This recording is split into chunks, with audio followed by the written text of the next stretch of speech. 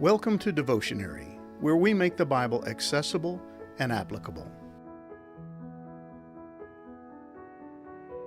Contentment. In some ways, it's like the Holy Grail. For centuries, men have heard about its powers and desired to discover if it can really do all that its legend portends. But like medieval knights on a never-ending quest, most of us spend our entire lives in a vain search for the elusive prize of contentment. And the people of Judah were no different.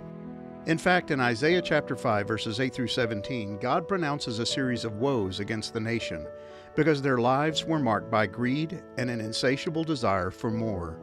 They were anything but content, even though God had richly blessed them in a variety of ways. And their self-centered, self-pleasing determination to have more revealed a strong lack of love for God and for others. And God condemns them, warning that they would experience His curses because they refused to be satisfied with Him and all that He had graciously given them. Discontentment is a disease that is communicable. It can spread from one person to the next, infecting the entire family of God, which is why God, like a surgeon, was going to extract it from their midst.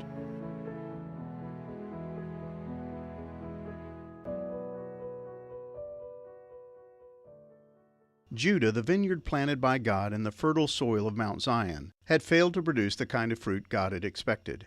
Instead of sweet grapes practically bursting with juice, perfect for making the finest of wines, they had produced wild grapes, sour to the taste and unfit for anything except the fire.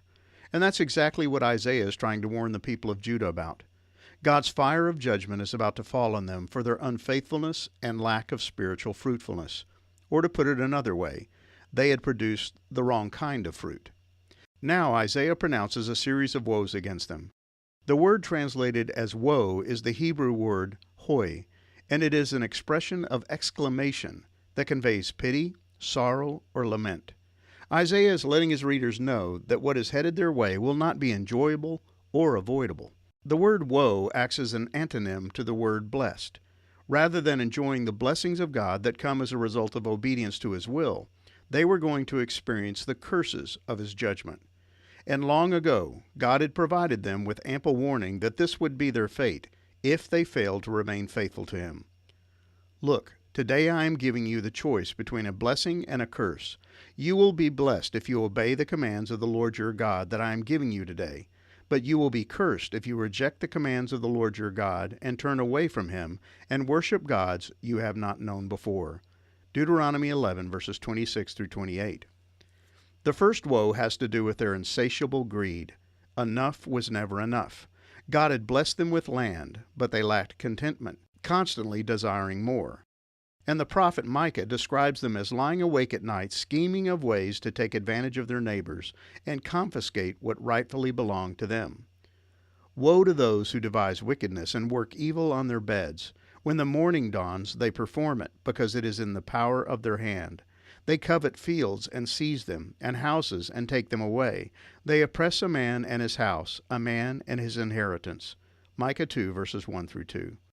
God had made it perfectly clear that the land in which they lived belonged to Him, and as a result, they were to live in it like tenant farmers, caring for the land on God's behalf. The land must never be sold on a permanent basis, for the land belongs to me. You are only foreigners and tenant farmers working for me. Leviticus 25, verse 23. And God had ensured that each of the 12 tribes of Israel was allotted their own portion of land to remain in their possession for as long as they lived in the land. If anyone was forced to sell his land out of necessity, the buyer was to allow them the right to buy it back.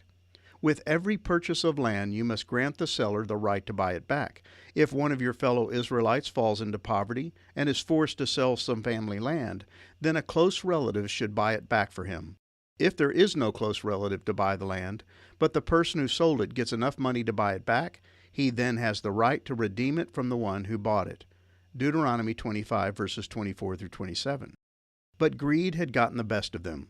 One of the greatest expressions of our love for God is our love for others. When Jesus was asked which one of God's laws recorded by Moses was the most important, He had responded, "You must love the Lord your God with all your heart, all your soul, and all your mind. This is the first and greatest commandment. A second is equally important. Love your neighbor as yourself. The entire law and all the demands of the prophets are based on these two commandments. Matthew 22, verses 37 through 40. Yet the people of Judah had exhibited a love for self that transcended their love for others and ultimately revealed their lack of love for God. They were unsatisfied with what God had given them and demanded more, and they were willing to do whatever it took to get what they wanted, even if it meant taking advantage of their own neighbors. In their obsession to have more, they were actually sealing their fate and ensuring that they would never experience the joy they were seeking. Their larger estates would leave them isolated and alone, and they would learn the painful lesson that bigger is not always better, because God warned them that their disobedience would bring His judgment. Many houses will stand deserted. Even beautiful mansions will be empty. 10 acres of vineyard will not produce even 6 gallons of wine. 10 baskets of seed will yield only 1 basket of grain. Isaiah 5, verses 9 through 10. The greedy are never satisfied.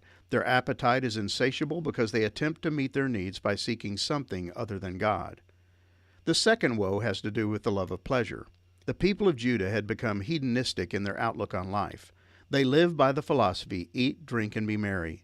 They lived to party and filled their days with the consumption of alcohol and the pursuit of pleasure. But Isaiah exposes the root of the problem. They never think about the Lord or notice what He is doing. Isaiah 5, verse 12. Rather than looking to God to bring them joy and a sense of satisfaction with life, they were turning to physical pleasures. And God predicts their fate.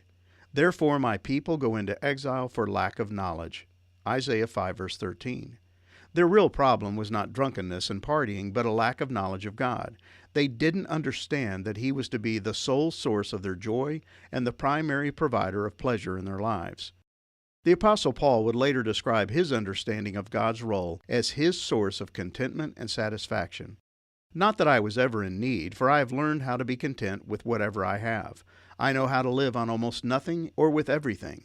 I have learned the secret of living in every situation, whether it is with a full stomach or empty, with plenty or little, for I can do everything through Christ who gives me strength. Philippians 4, verses 11 through 13. For the people of Judah, their search for satisfaction entailed more land, and their quest for joy involved much wine. But they would never find what they were looking for. Instead, they would experience poverty, hunger, thirst, and the humiliation of life as exiles in a foreign land. But God would be perfectly just in His treatment of them.